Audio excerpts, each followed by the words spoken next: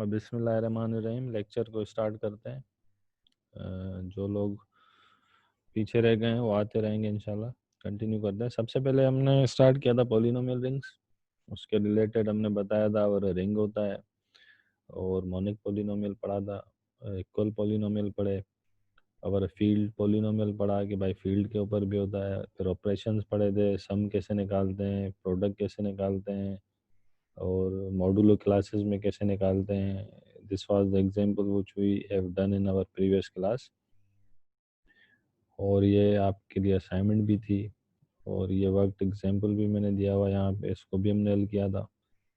और यहाँ पे भी असाइनमेंट है आप लोगों के लिए।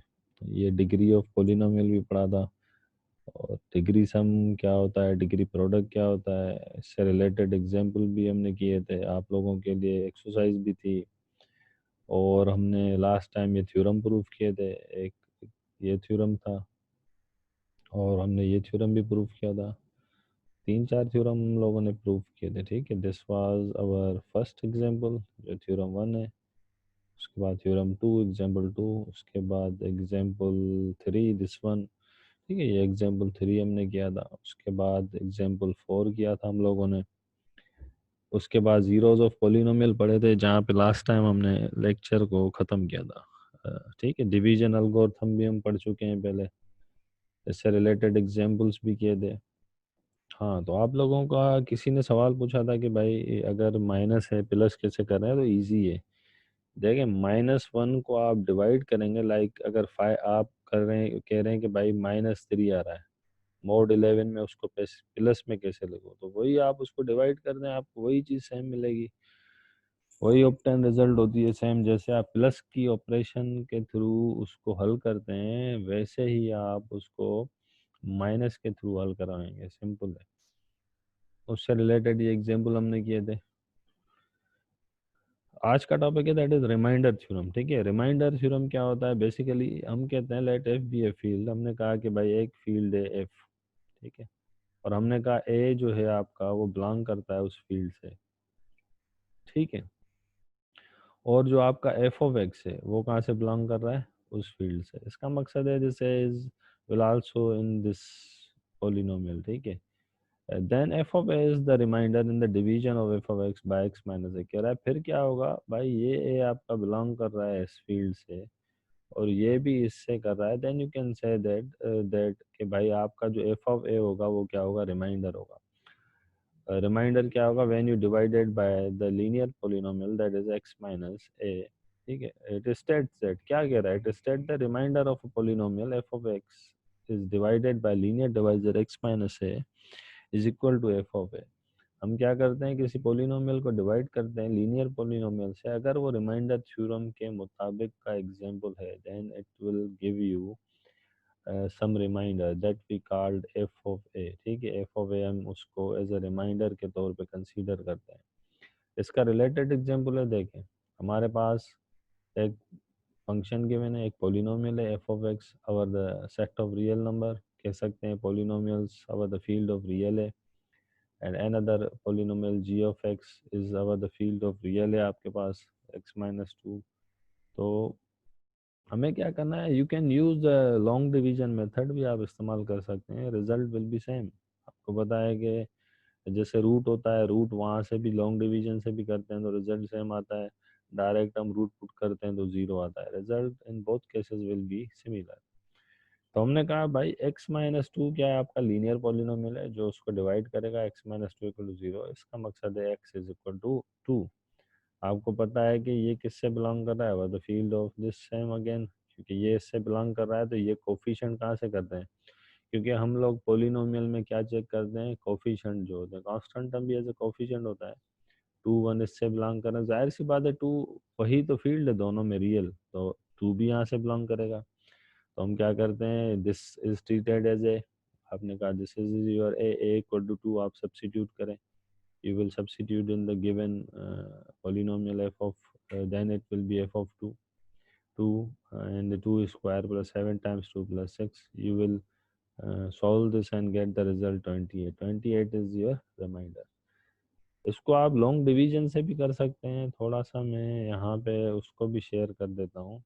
मैंने यहाँ डेस्कटॉप पे रखा हुआ है कि कैसे उसको शेयर करें। ओके, तो उससे भी आप लोगों को हेल्प मिल जाएगी।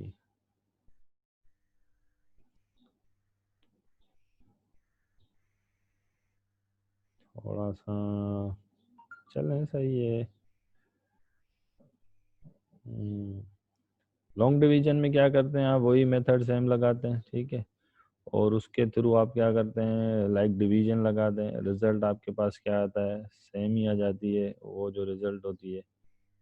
और यहाँ से मैंने सेव किया हुआ है डेस्कटॉप के आप लोगों को दिखाऊंगा, ठीक है।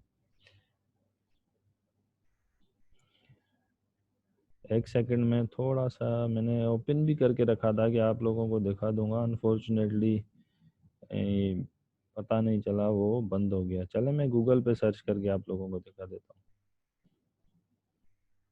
हूँ। वेट अ मिनट, मैं गूगल पे जा रहा हूँ। और अनफॉर्चुनेटली मैंने बताया, मैंने हल भी किया हुआ था, हो गया, ठीक है। Coming back to the lecture. तो आप लॉन्ग डिवीजन से करेंगे, रिजल्ट आपको सेम मिलता है। आप लोगों को पता है कि रिजल्ट का कोई उस पर इम्पेक्ट नहीं पड़ता है। That is your long division, ठीक है। यू कैन सी यर, इसने जैसे हम करते जाते हैं और लास्ट में लिखते हैं कि भाई कि हम लिखते हैं यहाँ पे आपके पास जो जी ऑफ एक्स आता है plus r divided by g of x, ठीक है। Remainder divided by g plus quotient, this is your remainder. You can see here remainder is once again 28। अगर आप इसको ऐसे भी करना चाहें जैसे यहाँ पे किया हुआ है in this example, you can सी नीचे हमने फैक्टर वाला ऐसे भी करेंगे तो रिमाइंडर तो वही आता है। आपको पता है in all cases in mathematics result should be same. Mathematics का ये रूल होता है कि आपकी रिजल्ट पे कोई इम्पेक्ट नहीं पड़ता है, मेथड आप चेंज करें रिजल्ट शुड बी सेम। ऐसे नहीं होता है कि मेथड चेंज करेंगे तो आपकी रिजल्ट भी चेंज हो जाएगी।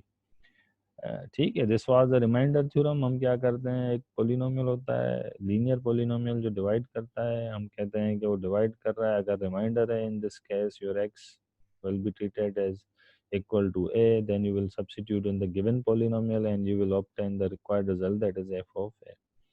Another example is that factor theorem. Another theorem is your factor theorem. In this statement of this theorem state that an element a belongs to f, once again is our the field of our the field है, किसी field के ऊपर है, is a zero of f of x. कह रहा है ये zero होगा, किसका जीरो होगा, एफ ऑफ एक्स का। एफ ऑफ एक्स कहाँ से बिलोंग कर रहा है, एफ से।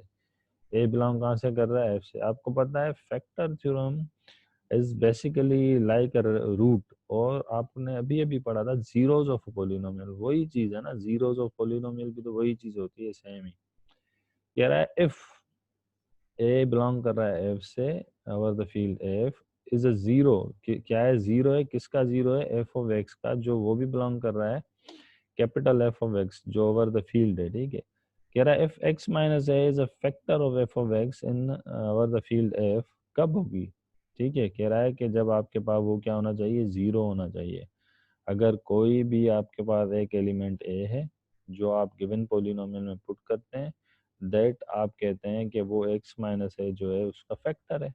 और फैक्टर कब होगा, जाहिर सी बात है वो उसको जीरो करेगा, लाइक जीरोज ऑफ पोलिनोमियल जो आप निकालते हैं, सब्स्टिट्यूट करते हैं इन दिस वे। आपको पता है इन कभी कभी हम उसको लीनियर में भी लिख देते हैं। कभी कभी आपने फर्स्ट ईयर में हम टॉपिक जो पढ़ते हैं साइंथेटिक डिवीजन, क्या करते हैं हम, टू से डिवाइड करते हैं, उस पर जीरो आता है, फिर नीचे हम रिड्यूस करके लिखते हैं एक्स माइनस टू। रूट बनाने के लिए, हम दिखाने के लिए कहते हैं कि x equal to two put किया था, जीरो है, अब हमने लिख दिया x minus two multiply by the reduced equation. Degree 5 की होती है तो 4 की से मल्टीप्लाई करवा देते हैं। Can I state that it states that when a polynomial f of x has a factor x minus a, if f of a equal to 0, आपको पता है कि भाई x माइनस है इस पोलिनोमियल का फैक्टर कब होगा, when you substitute a and you obtain the you obtain the term that is zero. मतलब उसका क्या हो जाता है, आपके पास फैक्टर, आपके पास वो टर्म क्या हो जाती है, it will be like zero and in this case you will obtain remainder zero. क्योंकि फैक्टर होगा तो रिमाइंडर, उसके पास जो रिमाइंडर आता है, in previous example it was 28, but when it's a factor then your result will be zero, remainder will be zero because it's a completely factor, और जब कंप्लीट फैक्टर निकलता है तो रिमाइंडर तो वहाँ आएगा ही नहीं। लेट्स टेक एन एग्जांपल, हमने कहा कि भाई फैक्टर थ्योरम लगाएं और x माइनस ए क्या इसका फैक्टर है over the this polynomial in z5x, you know that z5 is your field, ये आपके पास फील्ड है बिकॉज इट्स प्राइम नंबर और प्राइम आपके पास फील्ड बनाता है। और let f of x equal to x power 4 plus 3x³ plus 2x plus 4 mod 5 है, and g of x is x plus 4 over the mod 5। हमें divide करवाना है, हमने वही चीज़ लगाई, एक्स यहाँ पे एक्स पावर 4 है तो क्यूब से मल्टीप्लाई किया, एक्स पावर 4 4x³ के तो कितने कैंसिल हो गए दोनों, ये माइनस 4x³ था, ये प्लस का था, तो क्या बचा -x³ in mod 5 -x³ is equal to 4x³। Okay, and आपने 2x नीचे लेके आए, फिर हमने देखा यहाँ 4x³ है, यहाँ x है तो हमने 4x² से मल्टीप्लाई किया, then it will be 4x³ plus 16 x² और 16 मोडुलो 5 में किसके बराबर होता है 1 के, that is why we have written here 1। दोनों कैंसिल हो गए, यहाँ माइनस क्या बचा 2x minus x that is plus x, no need to convert, और लास्ट जो कांस्टेंट टर्म है दैट इज 4। फिर हमने देखा यहाँ x है, सिंपली 1 से मल्टीप्लाई करवाएंगे, 1 से मल्टीप्लाई किया then it is x plus 4, सब टेक कराएंगे result is 0, it's means it's a factor. ठीक है, x प्लस 4 जो है ये आपके पास जो डिवाइड कर रहा है ये इसका फैक्टर है, क्योंकि अगर आप 4 इसमें पुट करेंगे you will obtain this polynomial equal to 0। आपको पता है जनरली तो हम ऐसे भी करते हैं, हम क्या करते हैं 4 पुट करके, आपको लग रहा होगा कि 0 नहीं हो रहा है, बट यहाँ पे मोड 5 है, क्योंकि हम ऐसे करते हैं ना, देखें हम देखते हैं सारे प्लस है, अब मैं 4 पुट करूंगा तो ये कभी भी 0 नहीं होगा अनटिल आर अनलेस कि आपके पास मोड कंडीशन हो। मोड कंडीशन हो इसका मकसद है ऐसा नंबर आएगा that will be multiple of 5, multiple of 5 होगा तो वो आपके पास 0 हो जाएगा। एंड आपको पता है कि आपकी जो डिवीजन एल्गोरिथम की स्टेटमेंट है that reduces to p of x is equal to g of x q of x। आप कहते हैं ना f ऑफ x बराबर है g of x q of x, p of x भी कह सकते हैं, तो ये रिड्यूस हो जाती है in this case plus r of x is 0, no need to right.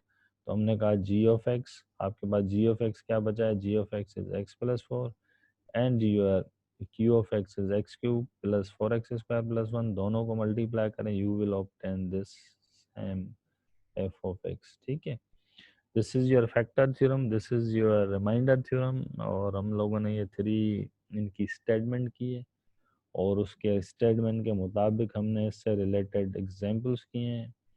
ठीक है, इन टर्म्स ऑफ मतलब for the purpose of exams मैंने आपके लिए यहाँ पे कुछ एग्जांपल्स दे दिए हैं कि आपको इन एग्जांपल्स को हल करना है for each of the following polynomial f of x g of x in q of x, find the quotient q of x and the remainder r of x for the division f of x by g of x। कह रहा है कि आप इसके question निकालें, reminder निकालें, आपके पास F of x भी गिवन है, जी ऑफ एक्स भी गिवन है, किस में गिवन है, over the field of rational given है, आप इसको लॉन्ग डिवीजन लगाएं और यहाँ से आप क्वेश्चन बताएं, रिमाइंडर बताएं, you can solve this on your own, आप लोग इसको हल करें, डिफ़िकल्टी हो तो यू कैन आस्क मी। ठीक है, our next topic is irreducible element। ठीक है, what is irreducible element, irreducible element क्या होता है, आप लोगों को अगर किसी चीज़ की प्रॉपर डेफिनेशन आती है then it's so much easier, अगर आप लोगों को प्रॉपर डेफिनेशन नहीं आती है then it creates hurdles. Definition के प्रॉपर आना लाजमी होता है। कह रहा है इरेड्यूसिबल एलिमेंट क्या होते हैं, इरेड्यूसिबल से आपको वर्ड से लग रहा है कि वो जो रिड्यूस नहीं होंगे। ठीक है, कभी कभी किसी से पूछा जाता है कि रिड्यूसिबल क्या है, वो जो रिड्यूस नहीं होंगे, रिड्यूसिबल क्या है, वो जो रिड्यूस हो जाते हैं। ठीक है, but in terms of rings and fields what we call reducible element. कह रहा है नॉन जीरो एलिमेंट, ठीक है, नॉन यूनिट एलिमेंट, कह रहा है नॉन जीरो एलिमेंट और non unit element. I will explain in after defining this term कि नॉन जीरो नॉन यूनिट क्या होता है, वो किससे बिलोंग करे, रिंग से करे। ठीक है, रिंग से करें या फील्ड से करें, if you say ring then it will be reducible over the field of ring, if you say that field that will be over the field f. मैंने आपको पहले ही बताया था इन जनरल हम फील्ड पे डिपेंड करते हैं, क्योंकि हमारे जो आगे के टॉपिक होते हैं ना अक्सर वो सारे फील्ड के ऊपर होते हैं। बहरहाल देखते हैं कि यार यहाँ पर हमारे पास क्या होता है रिड्यूसिबल एलिमेंट में। इन दिस केस हेयर और आर इज इंटीग्रल डोमेन। ठीक है, आपके पास आर क्या होना चाहिए, integral domain. What is integral domain? हम कहते हैं इंटीग्रल डोमेन वो होती है कि आपके पास an integral domain is a commutative ring, commutative होती है with unity containing no zero divisor. मतलब इस रिड्यूसिबल एलिमेंट के लिए ये लाजमी है कि आपके पास जो भी एग्जाम्पल आप उठाएंगे उसमें वो इंटीग्रल डोमेन होना चाहिए, और वो इंटीग्रल डोमेन होना चाहिए और वो ये तीनों प्रॉपर्टीज सेटिस्फाई करें। ऐसे नहीं कोई भी एग्जाम्पल दे देना है, मतलब कि वो कम्यूटेटिव भी हो, विथ यूनिटी भी हो, और नो जीरो डिवाइजर है। Like set of even integer, you can C set of even integer आपके पास क्या होते हैं, set of even integer commutative भी है और आपके पास विथ नॉट जीरो डिवाइजर है, और but it does not contain a unit one. ठीक है, तो कह रहा है non zero element, non unit element ऐसा नॉन जीरो नॉन यूनिट हो जो कहाँ से बिलोंग करे, आर से। What is r? R is not ring, in this case your r is integral domain, is set to be reducible element. कह रहा है ये जो हम ए उठा रहे हैं कहाँ से उठा रहे हैं, इस इंटीग्रल डोमेन से। ये रिड्यूसिबल कब होगा, when if a equal to b c. अगर आप उसको a equal to b c में लिखें, किस में लिखें, आपने एक नंबर उठाया उसको दो प्रोडक्ट में लिखा, जाहिर सी बात ऐसे ही करेंगे ना, b c is basically the product of these two. जैसे आप नहीं करते हैं कि भाई क्वाड्रेटिक इक्वेशन के फैक्टर निकाल के लिख देते हैं, x square x minus one whole square is equal to x minus one times x minus one. You can write this in this way. Then either b or c is a unit. कह रहा है अगर irreducible है, अगर irreducible है और आप उसको फैक्टर में लिख सकते हैं, तो एक चीज आप याद रखेंगे, बी और सी में से कोई एक यूनिट होना चाहिए। क्या होना चाहिए, unit. That is cannot be written, या फिर आप इसको क्या कहना चाह रहे हैं, मैथमेटिकली तो हमने बता दिया, बट इन जनरल किसी को समझाने के लिए ये एक और बी सी कह रहा है कि भाई बी और सी जो है आपके पास क्या होने चाहिए, आइदर बी या सी यूनिट हो। इसके कहने का मकसद है that is cannot be written as a product of two non zero unit. कह रहा है कि आप दो नॉन जीरो प्रोडक्ट में नहीं लिख सकते, where r is integral domain. देखिए इसके कहने का मकसद क्या है, सबसे पहले मैं एक्सप्लेन करूं non zero element non unit element क्या है। देखिए here I have explain non zero non unit meaning.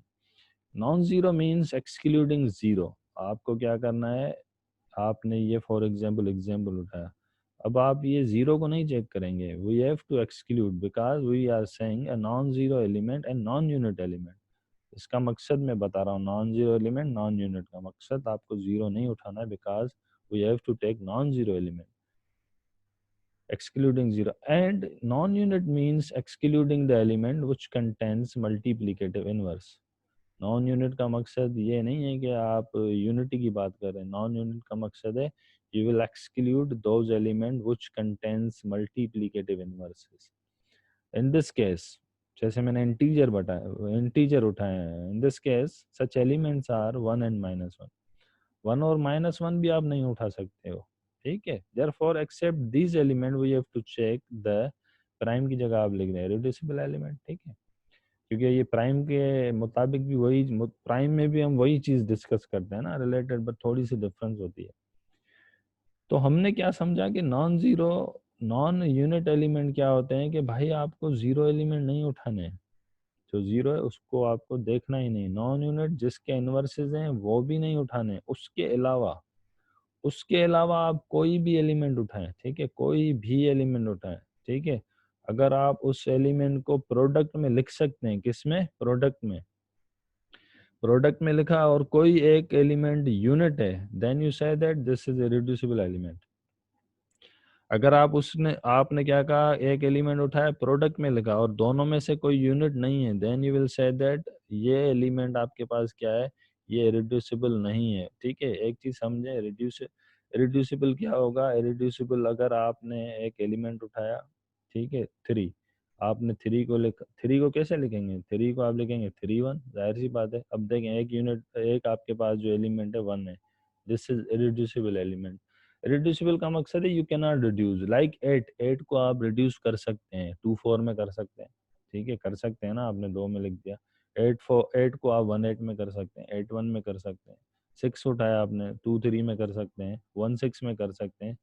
But जिसको हम दो फैक्टर में करें, उनमें से एक यूनिट हो, then that will be irreducible element. अगर आप फैक्टर कर रहे हैं, दोनों में से कोई आपके पास यूनिट नहीं है, मतलब यूनिटी वन नहीं है, then you will say that that element is basically not an irreducible element, that is reducible element. देखें एग्जांपल, हमने कहा कि भाई ये सेट ऑफ इंटीजर है, 0 +-1 +-2 +-3। अब हमें क्या करना है, नॉन जीरो नॉन यूनिट इसके अलावा चेक करना है। हमने कहा चले भाई 4 उठाते हैं, हमने इसमें 4 आएगा सेट ऑफ इंटीजर में। हमें पता है कि देखें 4 को लिखने के तरीके मुख्तलिफ होते हैं।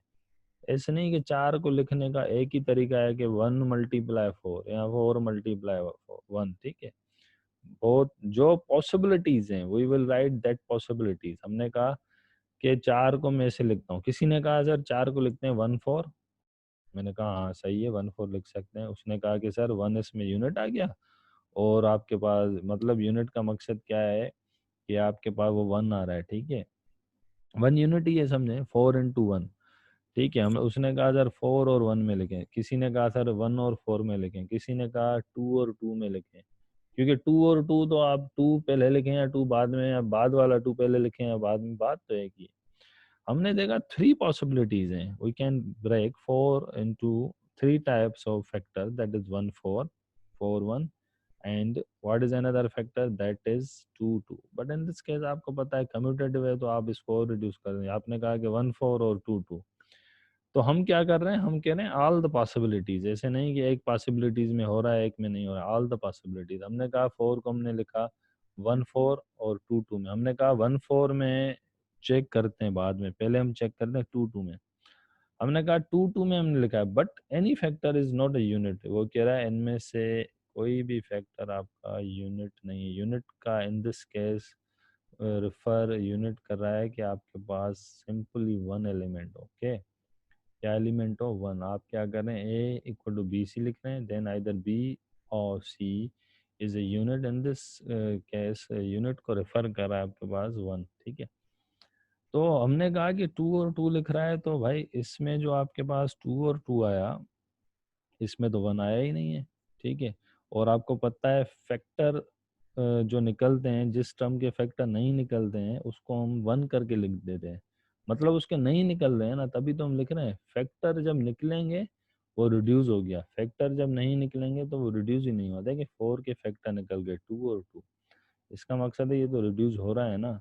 और इनमें फैक्टर भी निकल गए और एक यूनिट भी नहीं है, वन एलिमेंट भी नहीं है, ठीक है। तो इसका मकसद है this is your reducible element, 4 is not a reducible element.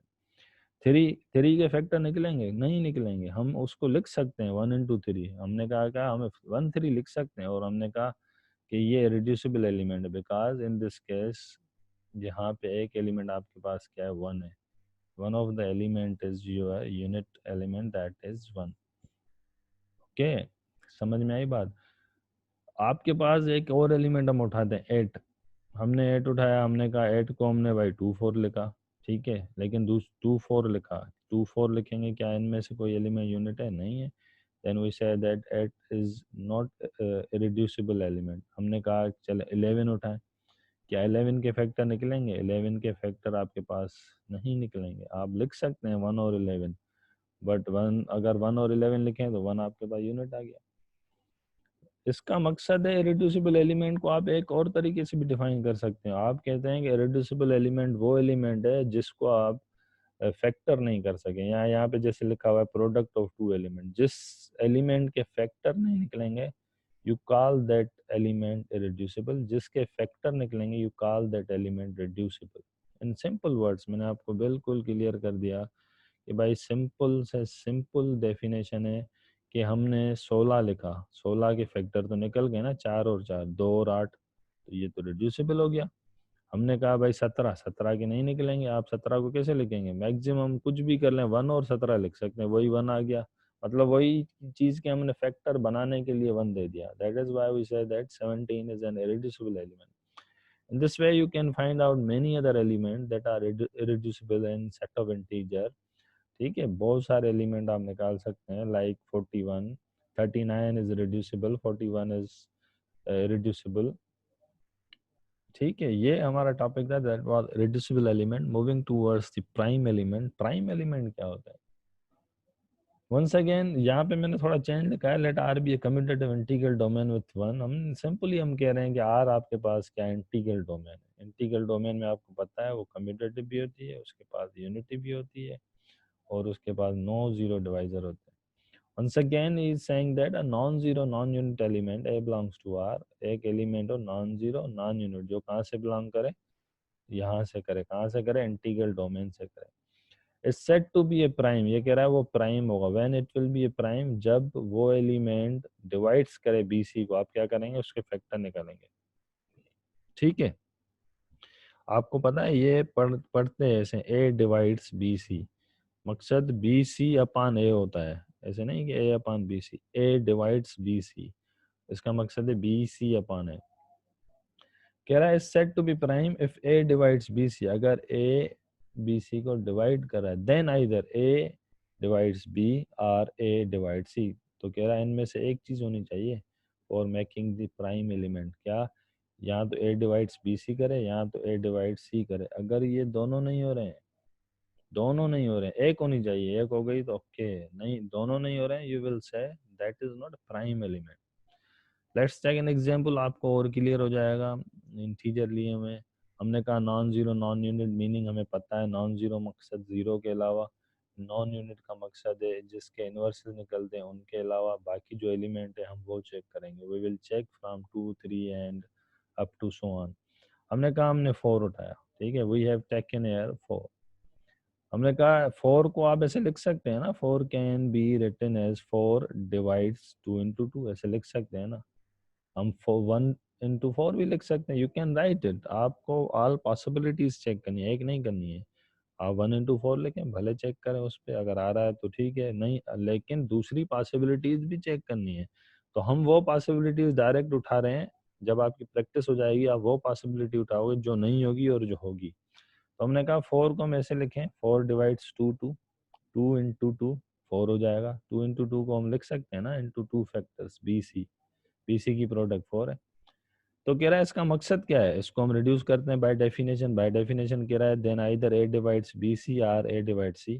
हमने कहा A upon B, A upon C, that is written है, देखें। ठीक है, मैंने पढ़ा उल्टा है, असल में डिवाइड्स पढ़ना था। 4 डिवाइड्स 2 एंड 4 डिवाइड्स 2 हमने यहाँ लिखा, देखें।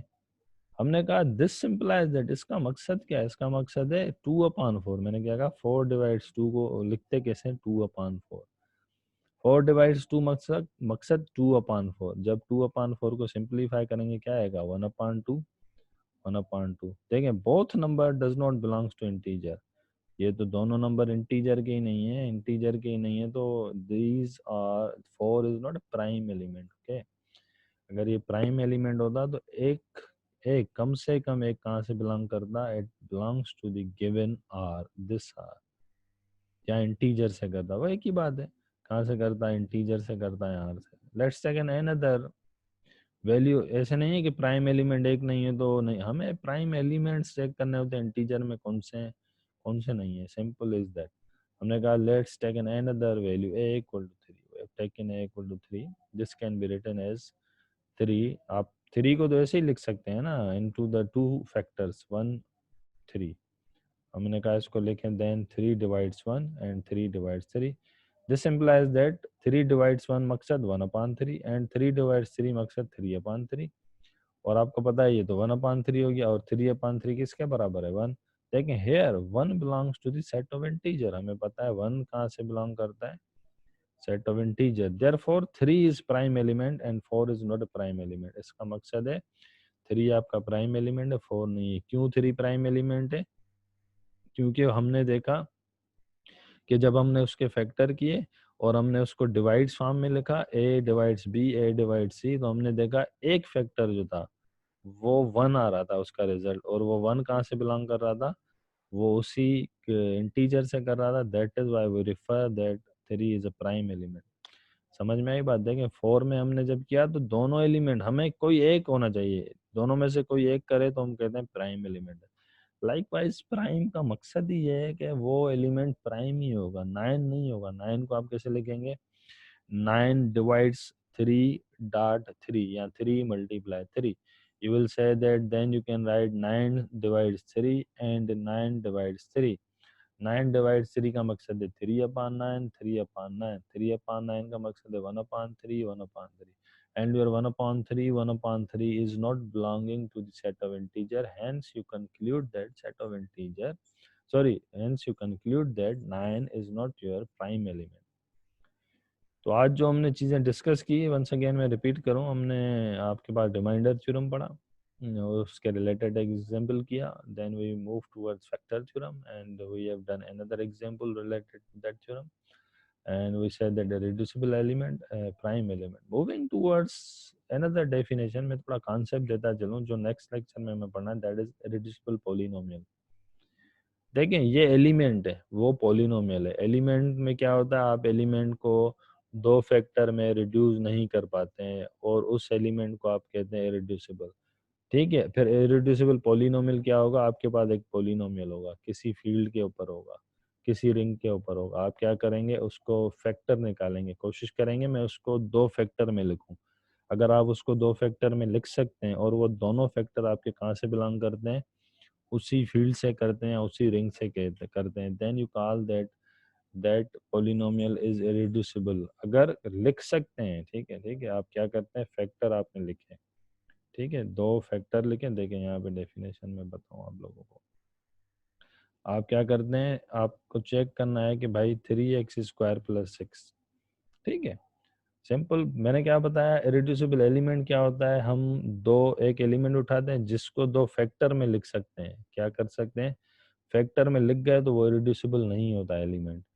अगर आप उन फैक्टर में लिखें at least one of the factor should be one, तो you call that is irreducible element. Irreducible polynomial क्या हो गया, कि ऐसा पॉलिनोमियल जिसको आप प्रोडक्ट ऑफ टू पॉलिनोमियल ना लिख सकें। क्या ना लिख सकें, प्रोडक्ट ऑफ टू पॉलिनोमियल। और अगर आप लिख भी लेते हैं तो फिर वो उस फील्ड से ताल्लुक नहीं रखे, ऐसे नहीं, क्योंकि यहाँ पे फैक्टर की भी बात होती है, थोड़ी हम डिटेल में जाते हैं। हमने कहा 3x² + 6, क्या ये रिड्यूसिबल पॉलिनोमियल है? हमने कहा अवर द इंटीजर, हम चेक कर रहे हैं, अवर द इंटीजर चेक कर रहे हैं, ठीक है, रिड्यूसिबल पॉलिनोमियल अवर रिंग चेक कर रहे हैं। तो क्या मैं इसको फैक्टर में लिख सकता हूँ? ठीक है, दूसरा देखें, x² - 1, क्या मैं इसको फैक्टर में लिख सकता हूँ? तीसरा देखें, x² + 1, इनको भले छोड़ दें, x² + 1, क्या मैं इनको फैक्टर में लिख सकता हूँ? फिर से समझने की कोशिश करें, 3x² + 6, x² - 1, x² + 1, ये आपके पास क्या है, ये आपके पास जो है पॉलिनोमियल है। यही तो है ना इरेड्यूसिबल पॉलिनोमियल। क्या है, देखें, एक पॉलिनोमियल p ऑफ x है जो फील्ड से बिलोंग कर रहा है, is said to be irreducible over f। कह रहा है कि इरेड्यूसिबल कब होगा, जब आप उसको दो प्रोडक्ट में लिखें, ठीक है, वेयर एक्स और b x belongs to f. समझने की कोशिश करें, यहाँ वो थोड़ा आपको कंफ्यूज करेगा, वो कहेगा प्रोडक्ट में लिखें, लेकिन वो प्रोडक्ट में कुछ रूल ऐसा बताएगा, वो प्रोडक्ट होगी नहीं, ऐसे ही मतलब लगेगा कि वो लिख रहा है लेकिन होती नहीं है। कह रहा है then one of the a of x और b of x is the degree 0 a constant. कह रहा है दोनों में से एक फिर क्या होगा आपके पास, कांस्टेंट होगा। या फिर generally we can say that such polynomial p of x cannot be expressed as a product of two polynomial। वही पीछे वाली बात की इरेड्यूसिबल एलिमेंट में, कि भाई फैक्टर करेगा तो एक एलिमेंट क्या हो जाता है, 1 हो जाता है, आपका यूनिट हो जाता है। ठीक है, ठीक है, आपके पास क्या हो जाता है, जैसे -3 को भी तो आप लिख सकते हैं ना, 3 × -1, वही -1 आपके पास क्या हो जाता है, यूनिट हो जाता है। तो हेयर ये वही चीज कह रहा है, यहाँ पर भी ये क्या कह रहा है कि भाई आप उसको क्या करते हैं, आप उसको फैक्टर में नहीं लिख सकते हैं। अगर आप उसको फैक्टर में लिखने की कोशिश करेंगे तो आपके पास क्या हो जाएगा, एक वही आपके पास 0 डिग्री का आपके पास क्या आ जाएगा, पॉलिनोमियल आ जाएगा। ठीक है, that will be your constant polynomial. ठीक है, यहाँ पे हम लेक्चर को कंक्लूड करते हैं, इंशाल्लाह ताला कोशिश करेंगे, we will continue in our next lecture. अब चलते हैं, जिसको जो क्वेश्चन पूछना है इसी टॉपिक से कंटिन्यू करेंगे. I will try my best to explain irreducible polynomial in your next lecture again, and we will do its example related to this definition. Thank you very much. Anyone can ask the question if he wants. Thank you.